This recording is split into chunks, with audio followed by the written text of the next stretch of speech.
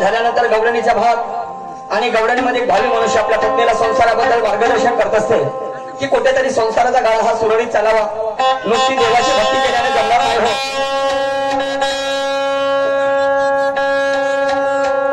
सन्माननीय आमचे आदर्श बंडभाऊजी सोनटके साहेब हल्ली मुक्काम खुरजगाववाले या विचारधारेवरती 500 रुपयाचं त्यांच्याकडे मला 500 रुपयाचा प्रेम पुष्प मिळालेला आहे. त्यांना कोटी कोटी प्रणाम, धन्यवाद. त्याचप्रमाणे श्रद्धाताई नानवटकर मुक्काम हेटी या ताईचे मोठे वडील सन्माननीय ज्ञानेश्वरजी गती करायचे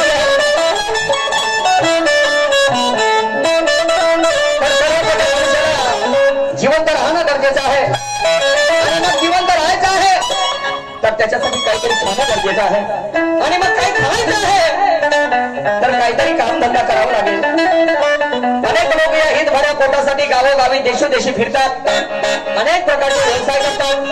ज्याप्रमाणे लोहा लोखंड टिंटपर खाली बटल कोटी भेटल शिशी पुटल केसावर फुगे बुट्टी के बालवाले 25 रुपयाचे पंचशिंगारे ऐकाची चपले जोडा शिवाचे वगैरे वगैरे. परंतु माझ्या आजी पंजोबापासून चालत आलेला धंदा दह्या दुधाचा. माझी आजी त्या काळामध्ये डोक्यावरती दह्याचं मार घ्यायची, खेडोपाडी जायची, दही घ्या अशी बोंबल्याची ओरडाची दही विकायची ना आलेल्या पैशाला करायची. जरी त्या काळामध्ये शिक्षणाचा नव्हता, अशिक्षित जमाना होता, दळणवळणाचे साधन फार कमी असले हो, पण मात्र काळ हा इमानदारीचा होता, सत्यवादी काळ होता, विश्वासावर जग चालायचं. आता या काळामध्ये विज्ञानाने लई प्रगती केली, लोक चंद्रावर जाऊन बसले, पण नीती भ्रष्ट तेवढे झाले. तुम्हाला सांगतो ते कसे, बाप सख्या पोरीला ओळखत नाही, बहीण भावाला ओळखत नाही, चुलता पुतणीला ओळखत नाही, देर भावजाला ओळखत नाही, 5 वर्षाच्या पोरीला नाही ओळखत. जी आजचे तिच्यावर सुद्धा बलात्कार करतात. आणि भगवे वस्त्र घालणारे जे साधू आहेत, भगवे वस्त्र घालणारे साधू राहिले नाही, साधव झालेले आहेत. हो जी आसाराम झाला तर रामरेम नाही तर त्याच्या पाठीमागे नारायण साहेब. आणि म्हणून आमची माय बहीण कुठे एकटी फिरायला जाऊ शकत नाही, तिच्या मनामध्ये भीतीचं वातावरण निर्माण झालं. माझा सुद्धा धंदा आहे लस्सी सेंटरचा. म्हटलं कशाने इकडे तिकडे फिरू रे बाबा, म्हटलं माझं गावात बाजारपेठेत आहे मांडल या ठिकाणी मी माझं स्थायी दुकान टाकलं. आज मला समाज कल्याण ऑफिस मधून साहेबांचा फोन आला आणि त्यांनी मला अर्जंट बोलावलेला आहे. पण आज धंद्याचा दिवस, बाजाराचा दिवस. मी जर नागपूरला समाज कल्याण ऑफिस मध्ये गेलो, दुकान जर बंद राहिलं काळ मागायचा, 2 मुलं पाठीशी आहेत, कोणी नाही कोणाचं, शेवटी जाणं ऐकल्याचं. आणि म्हणून पत्नीला म्हणतो की आजच्या दिवस दुकान सांभाळ.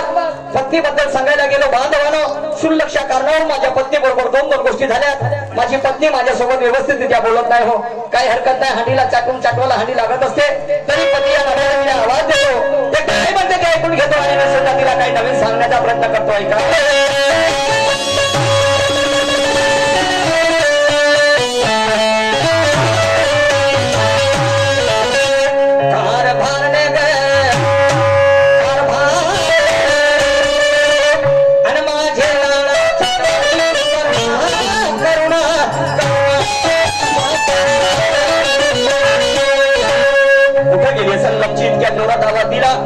अरे अरे परमेश्वर सुरुवातच अशी आहे, शेवट कशी कसा होईल. नाही होऊ शकते ते शांताबाईकडे कांताबाईकडे बसले असेल ना तर घराच्या पाठीमागे, म्हणून कदाचित आवाज गेला नसेल. हो पुन्हा एकदा आवाज देतो आहे ऐका.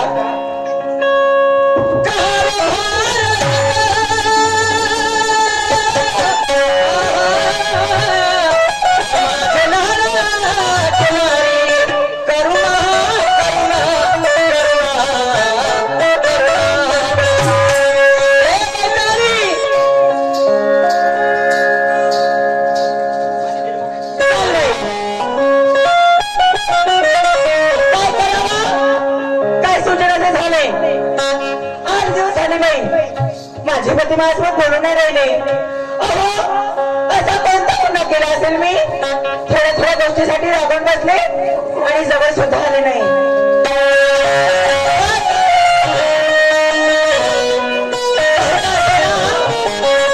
म्हणजे परमेश्वर असं म्हणतात ना, एकदा म्हणता तो त्यांनी आवाज दिला, पण मी बाई त्यांच्या शब्दासमोर गेली नाही. काय करू, घरातली कामे पडली, पसरली, अगोदर अशी करते आपल्या देवाची पूजा करून येते, नंतर त्यांच्या हाकेला ताव देते.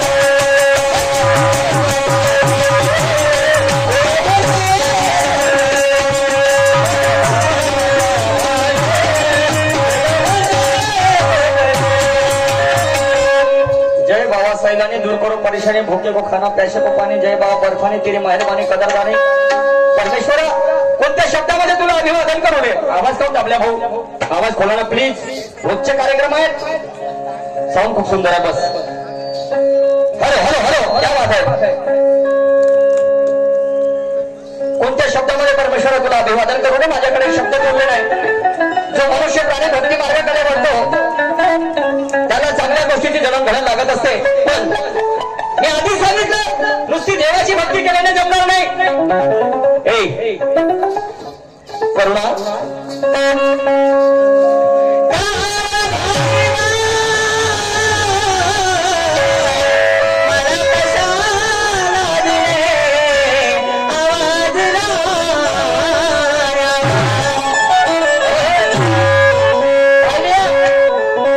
तुम्हाला सांगतो ना पायामध्ये मोठी कला आहे कोणती माणूस किती जरी रागात असला का नाही आणि बाईनं का मनावर ठाणलं काय ना काही या माणसाला आता थंड पाडायचा आहे थंड पाडायचा आहे तर बाईला नुसता आवाज जरी दिला काय म्हणतावर रायावर नातावर ए काय हे चिकनावणं चोपडावणं बंद कर मग काय करू हे लुगडं सोड पागल मी ना मी पागल जाऊ हे लुगडं सोडू आणि या गावामध्ये अशी भीड मारीन एक लात बाप रे अशी नाही फिर म्हणत बैठा रे हे नवीन लुगडं सोडून ठेव आणि ते खुटीला लटकवलं मग बगर चैनीचा जीन्स पॅन्ट आहे का नाही ते चढव नाही तर माझ्याजवळची चाबी घे आणि आपलं कपाट खोल आणि त्याच्यातून तो झगा नाही का झगा झगा आणि लवकर फुटते फुगा कोणाचा तुमचा का मी फुग्याला दिसून राहिलं तुला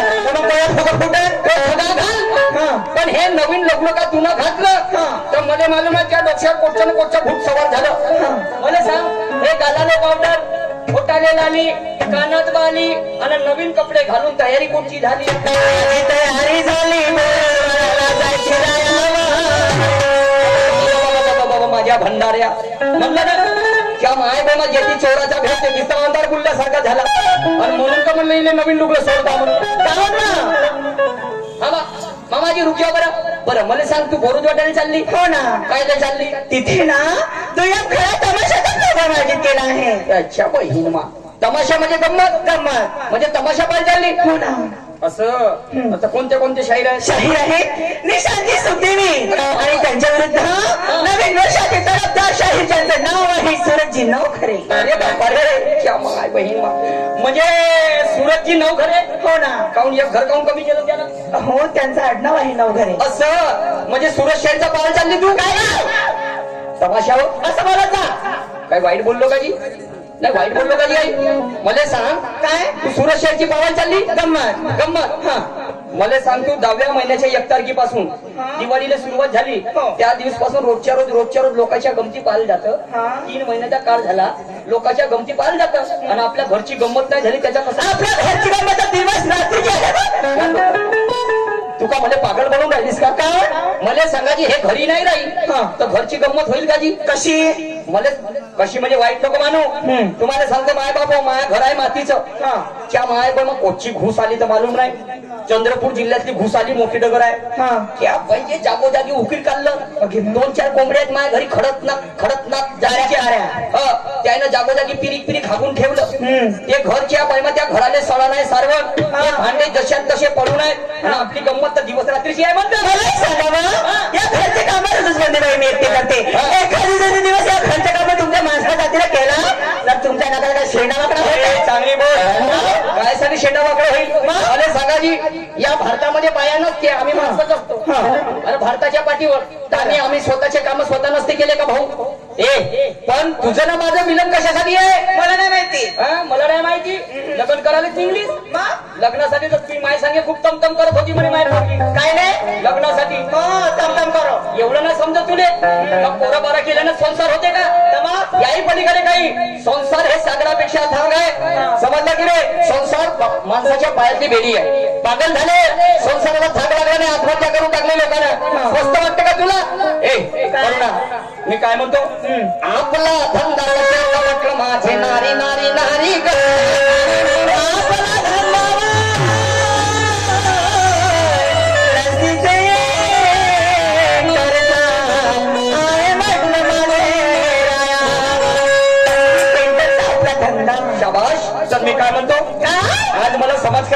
मला जायचं आहे नागपूरला अर्जंट कामाला साहेबांना बोलवलंय. बरं. आज धंद्याचा दिवस आहे, बाजाराचा दिवस आहे. मी नागपूरवरून येईपर्यंत आतमध्ये ज्या ते बॅग आहे, बॅग मध्ये सगळं दुकानाचं सामान आहे. मी नागपूरवरून येईपर्यंत आजच्या दिवस आपलं दुकान सामान मी जातो लवकर येतो. मी नाही जातो. हो. मी का